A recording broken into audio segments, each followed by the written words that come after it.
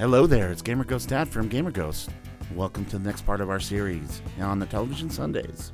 I think we're ready for the next stage in our journey of building the ultimate Intellivision console as part of Intellivision Sundays. So in this episode, we are going to start disassembling everything and cleaning. And I'd like to talk a little bit about the tools you'll need. First, you need a screwdriver that has a nice, long, narrow spine. If you have some of those screwdrivers with a wider body on the metal part, where maybe you can flip the heads around and slide in the heads.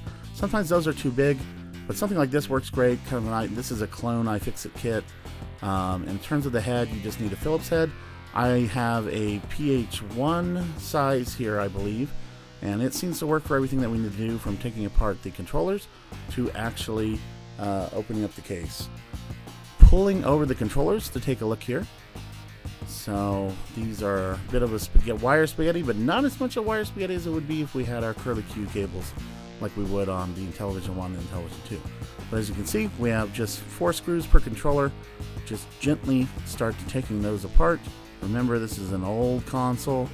Treat it with a little bit of ease, and slowly start taking that out. I do see a little bit of just moisture damage, a little bit of light rusting on these screws. Doesn't appear that anything bad has happened, like it's been setting a cup of water or anything. Lots of grime, but we'll take care of that when we give it its hypersonic bath here. So that's the first console. Make sure you keep track of your screws and uniquely where you know they are for the controllers. Go ahead and move on to the second set controller here. And very easy. Screw heads are just a little bit rough.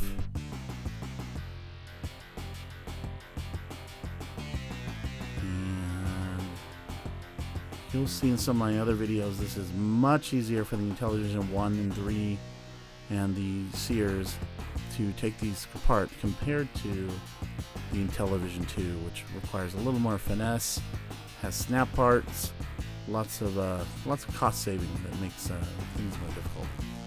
Alright, now that we have the controller unscrewed, I like to take this apart starting more at the top.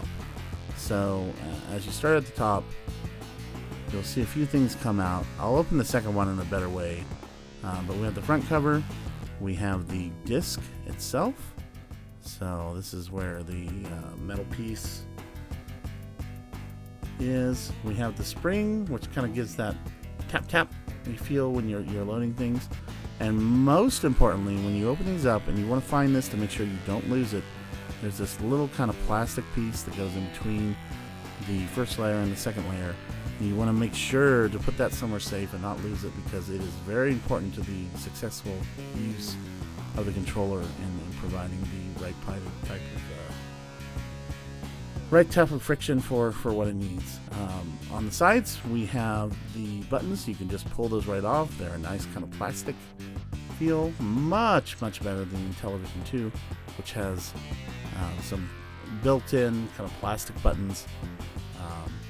But you can see kind of how, as you start to take this apart and take a look at the insides, you can see how the buttons work. There's 2 sets of contacts that get pressed together to send a signal. After we have the buttons out, you can go ahead and pull out the entire assembly. And this is, again, very different than the Intellivision 2. You have your control pad, which should have a piece of plastic behind it. And you can feel the buttons. It's kind of like those popper buttons, just much smaller. And then you have the mylar sheet with the connections on it. And again, you can see those wavy lines. What they do is, when there's enough contact on one of the pads, it's enough to send the currents through the wire to say, yes, this signal is 1, has a high value rather than 0, a low value. And sometimes what happens is gunk gets in between those, and it's harder for it to make a good connection. You're pressing the button.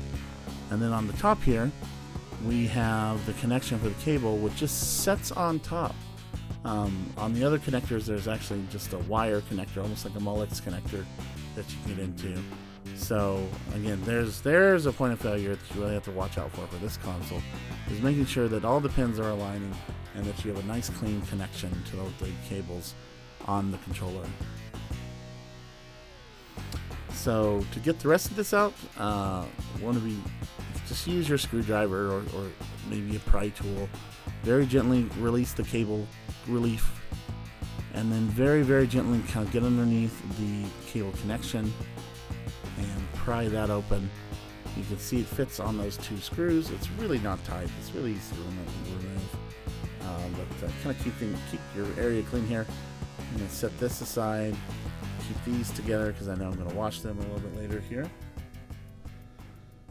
Keep my disc together because I know I'm going to wash it as well. And with that, let's go to the second controller. So here's a little easier way to open this. So just have it setting on the ground, start from the top, and then open. You'll see the screw, the spring, and the control pad. Which I'll set aside so we can wash. Again, make sure to get that connector. This is usually kind of a clear plastic, so on the Sears it must have been white for some reason. Typically it's somewhat transparent, kind of hard to find. Let's go ahead and remove the side buttons, just like before. Here's one, looks really good. You can see how those contacts can be pressed nice and easy. Here's two.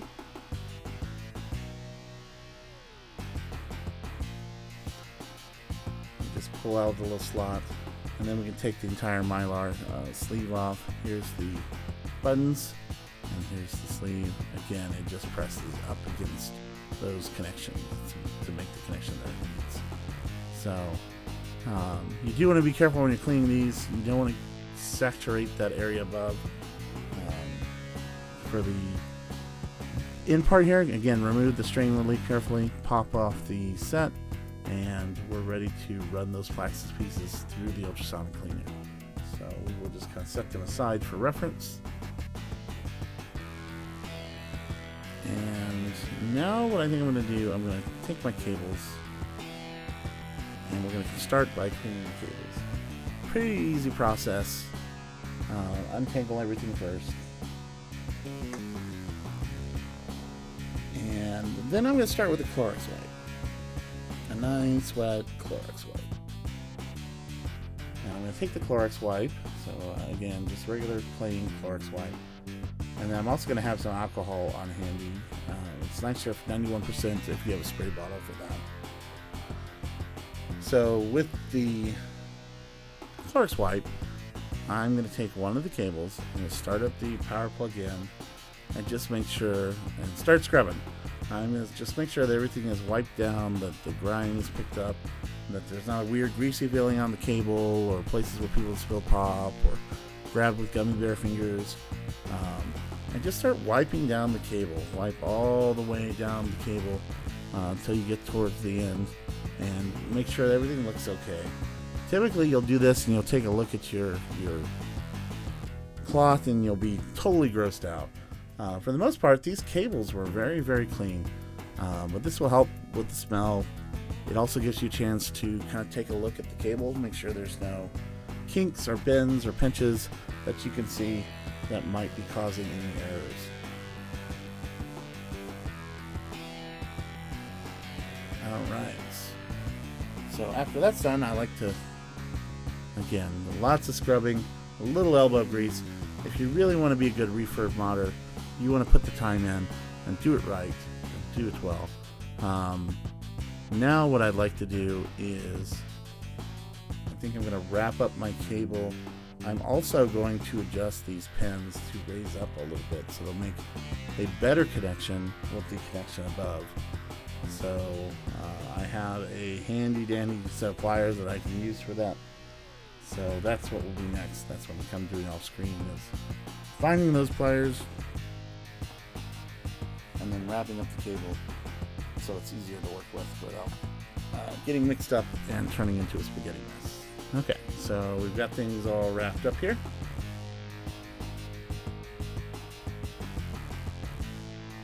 Let's go ahead and take a fresh Clorox wipe and start doing the same for the next cable.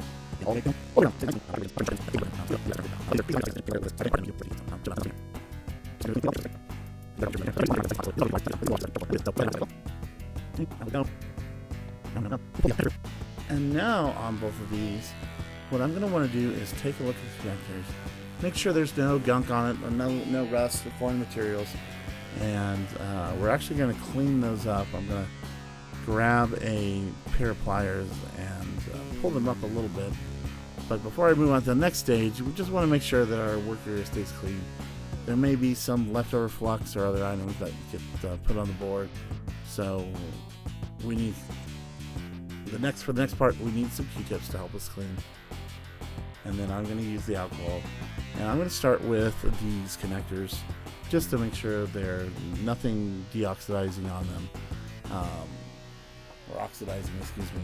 So we want to go away so we're not accidentally having the sharp end kind of pick up the fuzz that you have to then pull out. But just a quick clean of this can help quite a bit. And then we'll also be adjusting the pins up.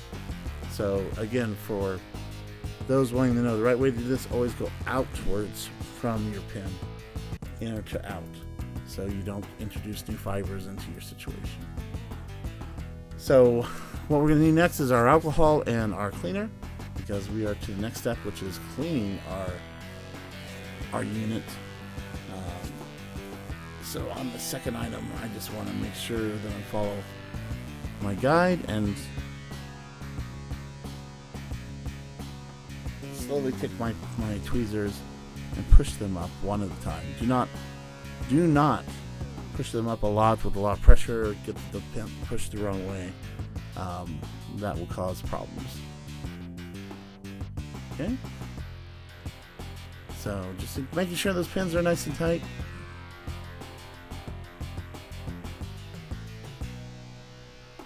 See me lifting here, taking a look at the cables, make sure they're okay. And just a little bit, just enough that we're, over time, the console screws have pushed down on the unit. And good. These should now be ready to go.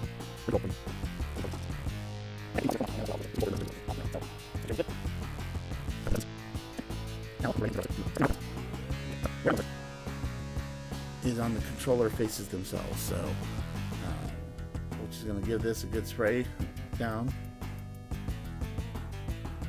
And this is where people have been touching for the last 40 years, so you expect there to be some grime on each of the numbers. The numbers feel like little poppets of today, but I wouldn't press them more than needed just to protect them. But go ahead and wipe up the numbers.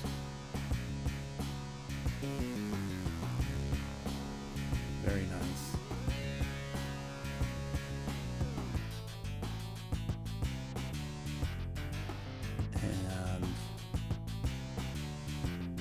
And give this one another little spray to get the extras.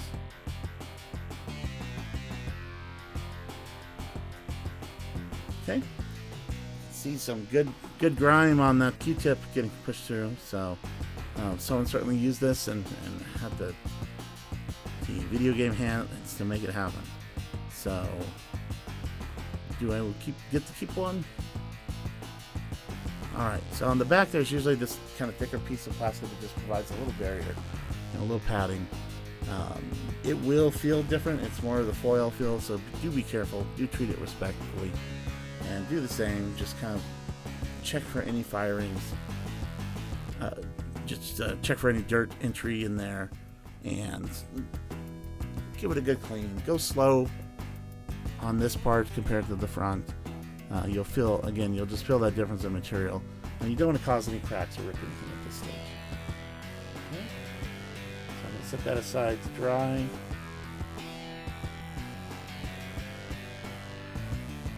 And we will clean this pad, which provides a little bit of distance and padding to run the horn and other devices on.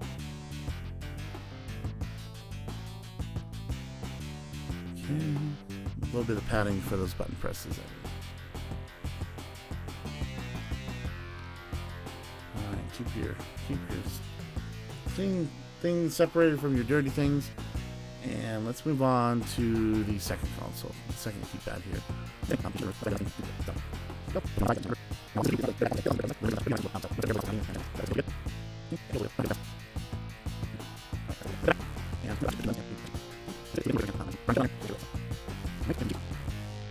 This is typically not where we see the issues with the controllers. Some of these sheets are missing or a little rough. It's usually gunk has gotten in there or just dirt over time. It just needs a little cleaning up. Let's get my bad Q-tips out of the way. And let's start actually cleaning. So this comes over in a 2-part folded over cover.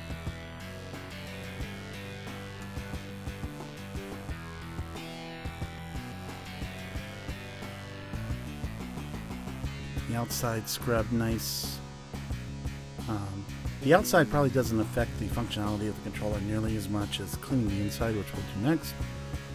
But it is a good place for grime to get collected.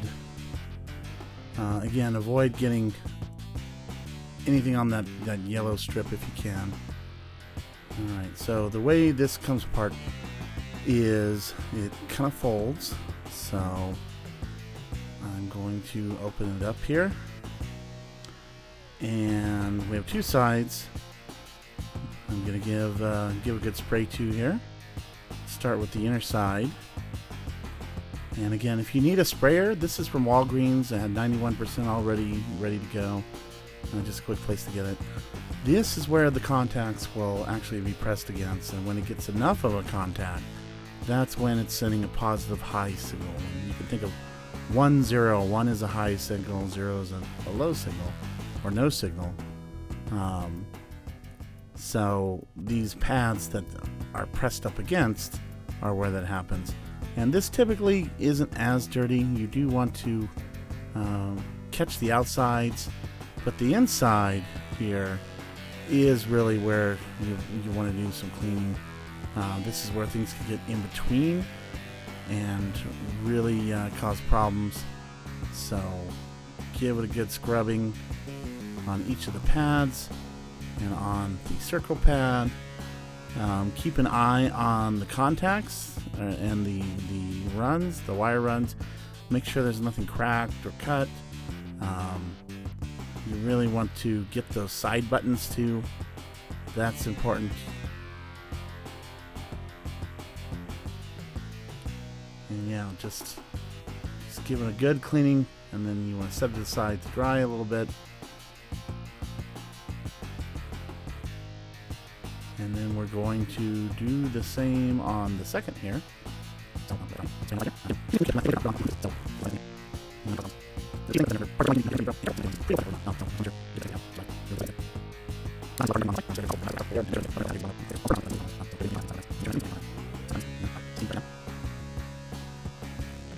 And then you really want to give, so this is on the back side.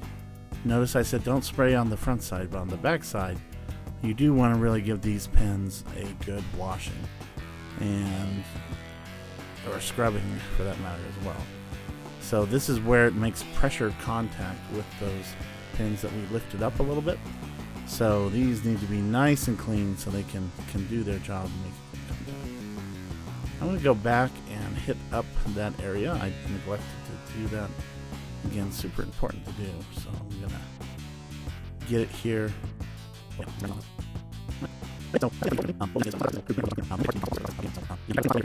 Okay, so that's really it for the controllers in terms of cleaning. What we'll do next is we'll get some other plastic pieces and we'll talk through putting our controllers in the ultrasonic cleaner. And then we'll take apart the big console, also start to go through the process of getting it clean. Alright, that's all for this one. Tune in next Sunday when we will continue the journey.